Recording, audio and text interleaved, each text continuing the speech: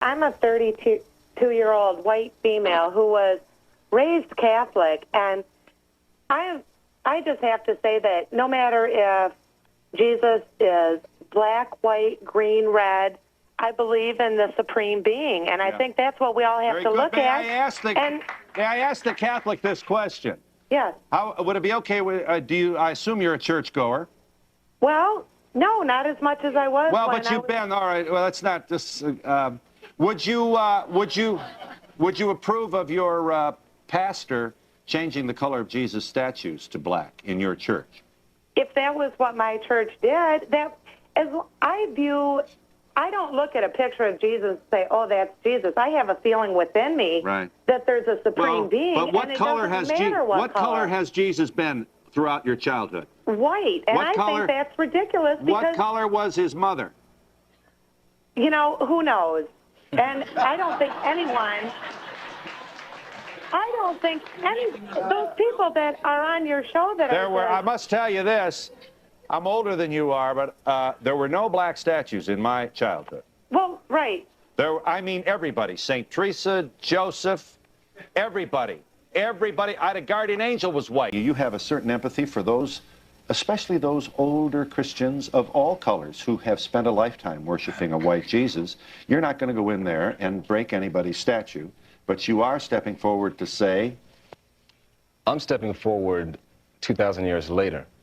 You have to understand the initial images of Christ and the Madonna in countries like Poland, Spain, Italy, these are white Caucasian countries, worship a black Madonna and a black Jesus.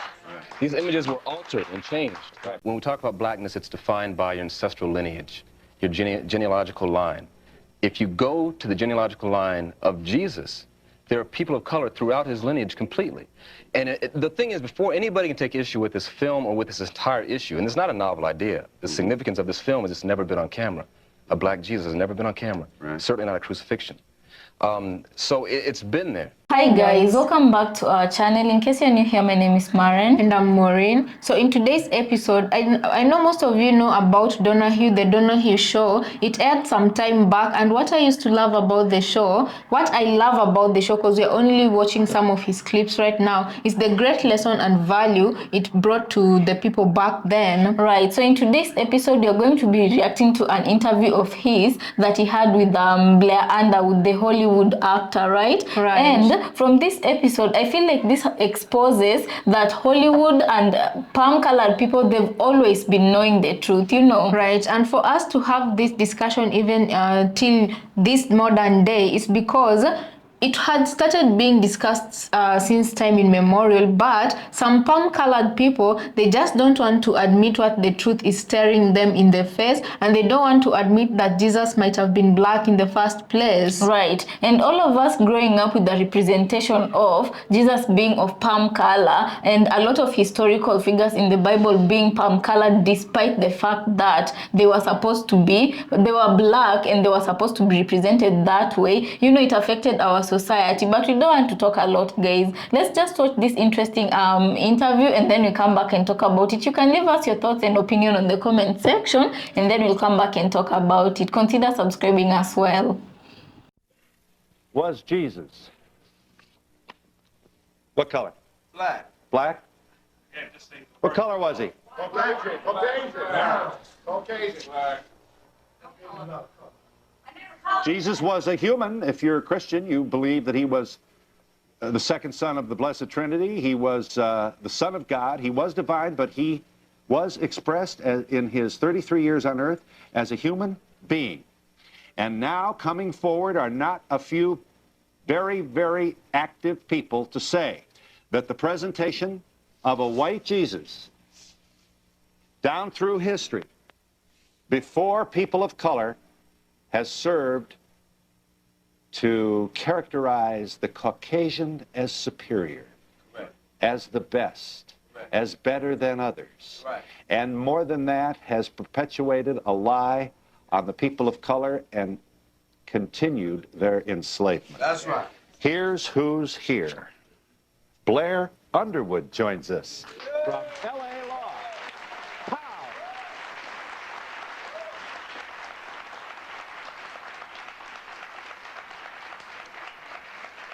Blair needs no lecture on this. A lot of black folks don't go for this black Jesus at all. Been praying to a white Jesus all their lives. This is their Jesus. And no activist of the moment is going to come along and rip that imagery out of their soul. And they're just as proud of their blackness as anybody else. It doesn't have to do with all this psychological stuff that you newfangled people keep bringing on. Blair Underwood has produced a, it's misleading to call it a movie. It's a 30-minute short film. Yeah, 30-minute film in which he plays Jesus. Let me show you just a piece of that, Blair, and then we'll gab here a little bit. Jesus, this is the crucifixion. This is right at the beginning of the film. Just a moment to show you. Watch.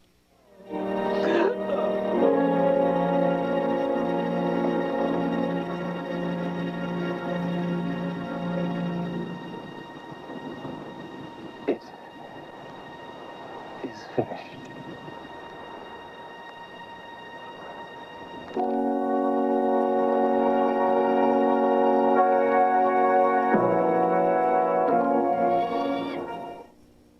Here is the beginning of the film, titled The Second Coming, which was written, produced, and as you see, starred in by Blair Underwood. You should also know, without giving the story of this film away, that the historical Jesus then appears in your film as a contemporary black male. Right. Who is in a mental institution, and they're scared to death of this guy. And, I mean, almost to the point where, you know, they're just beating him down. Did the Rodney King thing inspire you? Oh, most definitely. I've been very outspoken about things that I have dealt with the Los Angeles Police Department. Friends of mine, young African-American males with the so-called justice system. And when the Rodney King, the first verdict came out a year ago, it hit me. I said, you know, it doesn't matter if you're a so-called celebrity. It doesn't matter if you're Rodney King. Even Christ, if he were a man of color, were to come back, he would be treated the same way. So in the film, that's why he's accused of this heinous crime without giving too much of it away. But I need to make the point before we get into this, because this can get very heated, as it has before. Well, I don't know. We got a pretty thoughtful audience here. You know, they will offer their own insightful, civilly structured commentary here in just a moment. But it's important for people to realize that this film is not about dividing people. This audience has seen the film. It's about understanding. It's about enlightenment. It's about what this man, Jesus, whatever he looked like, what he taught, his philosophy of love. But we're dealing with this historical figure. Yes, we are. What color was he, Blair? In your own, you are a Christian? Yes, I am. You were raised a Christian. Yes. And you know, this is not an investigation, but I mean, was it, you better get to church or Mama's going to have to know why? I don't know. It was pretty much like that, yeah. All right, so that you, was it Baptist? Baptist. All right, so you sang all those hymns to Jesus, and I'm sure that Jesus, throughout your childhood, was white. Is that so? That's correct, but we were always told that he was a man of color. Before we get into it, you have to understand what is black. What is blackness? Blackness is one of three things. It's either a perception, what you see. When you look at me, Phil, you see a man of a darker hue. It's either a state of mind, a consciousness. That's why I have friends of mine who are white, and you'll say, and they know more about African-American heritage and culture than some black people. And you'll say, well, this white guy, he's black. He's a brother. Thirdly, when we talk about blackness, it's defined by your ancestral lineage, your genealogical line. If you go to the genealogical line of Jesus, there are people of color throughout his lineage completely.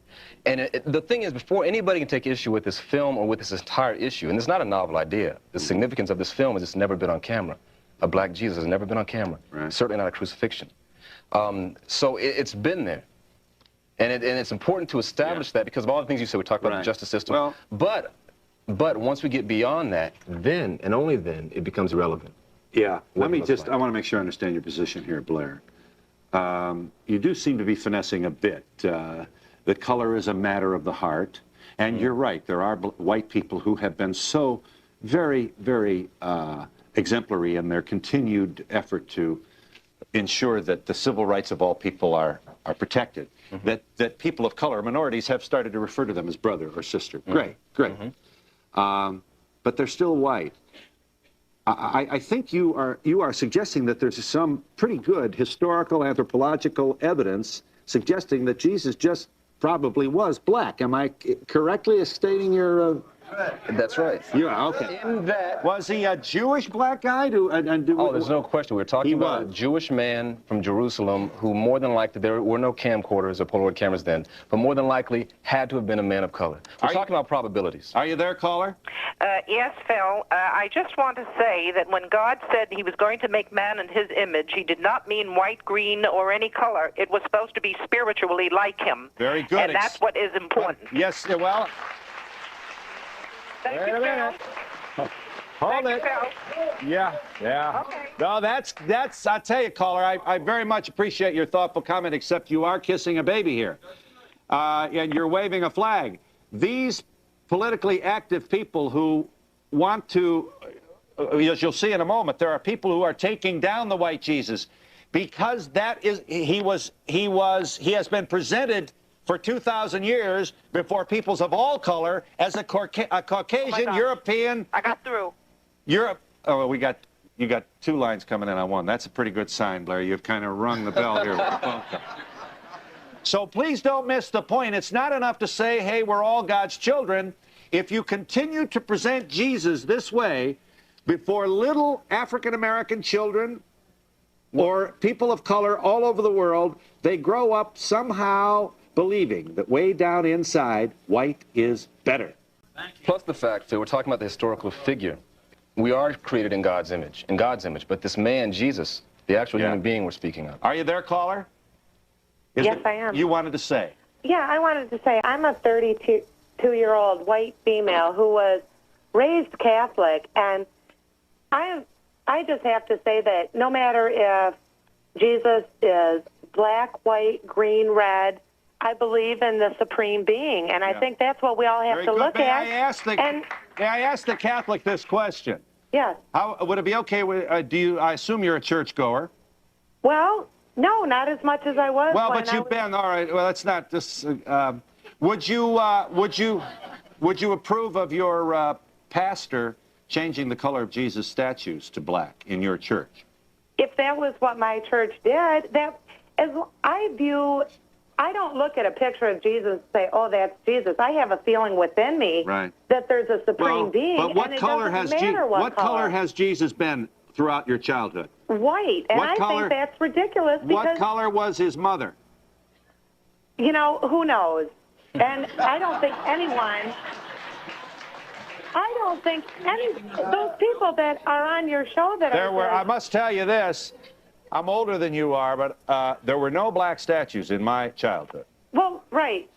I mean, everybody. St. Teresa, Joseph, everybody. A guardian angel was white. Right, they were all white. And I'm just saying, but just because that's how we were raised doesn't mean that we have to be so narrow-minded and so focused. Blair agrees, I'm sure. We can't open up our minds and our hearts to something different. She's missing the point. It is twofold.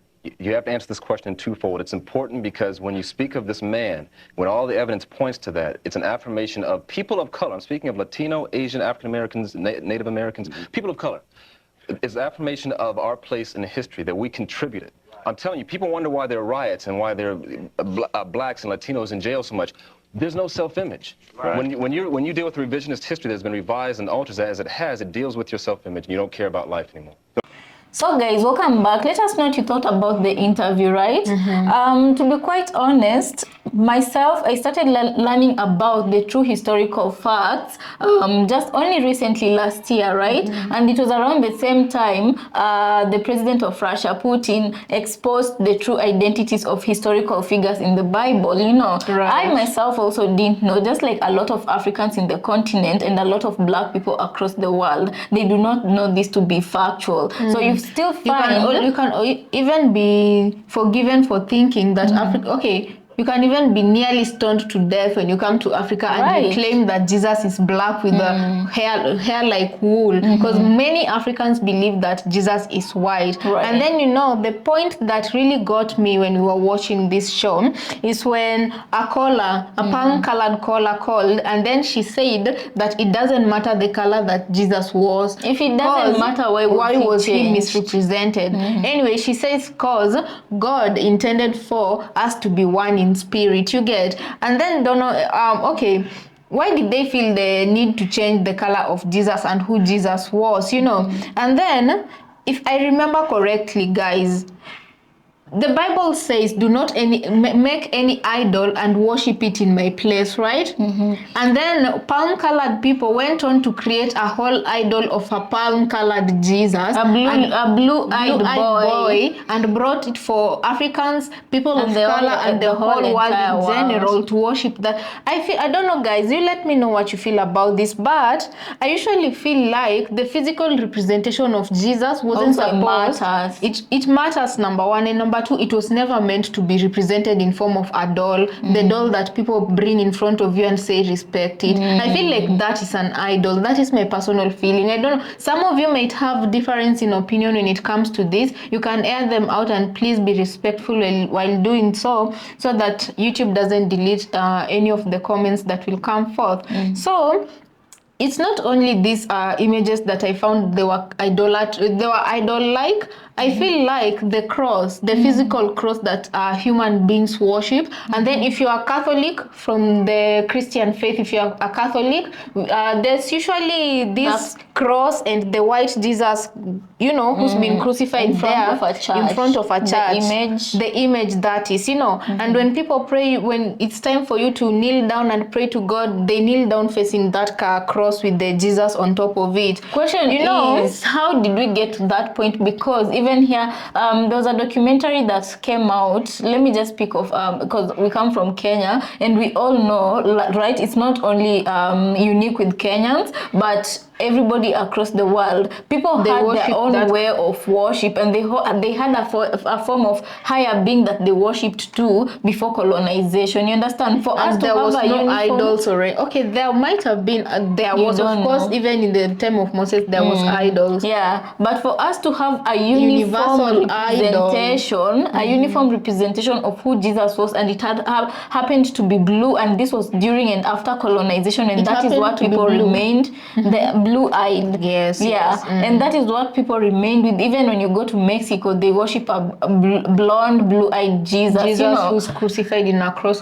And then, you know, I came to this realization when we were about maybe 14 years old. What if we are truly worshipping an idol? And since then, I never viewed the physical cross, the ones that people put in church, as because yes, Christians, they say that it is a representation of how Jesus died for us in the cross, you know. But then again, what I've always fought with in coming to terms was the idol worshipping, and how God says, do not make any idol of me and worship it in my place. So then I asked myself, if this is the correct version of what we've been told to do, go to church, kneel down in front of that cross and the white Jesus that is there, pray to God. Of course, God hears us when we pray, but is this not idol worshipping? Guys, let us know. Even the I don't know, guys, how many of you know the rosary? The ones that Christians used to pray, when they pray. Yeah, that also has a little cross on it, and it has a little image of Jesus, the white Jesus also.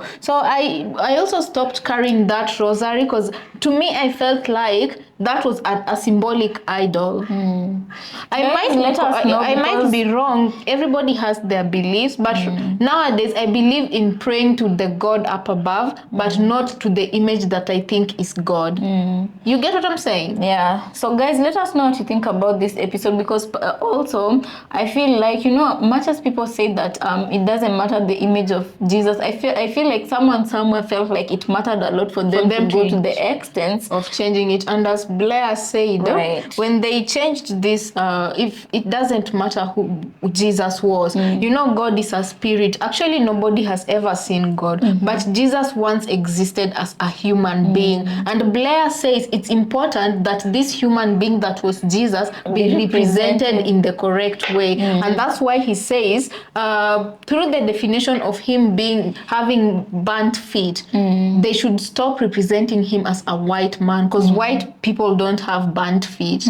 They have pink or other color of white feet, you know, but not burnt feet. So guys, we didn't play the whole clip for you because of copyright issues, but it was a very interesting and informative episode we saw from Phil Donahue. And if you're interested in it, please just go and search for it. On YouTube, you'll find the full version, right? And also let us know on what you think about this episode, and we'll see you on our next episode. But before you leave, those who have not subscribed, kindly subscribe to our channel, and we'll see you on the next episode.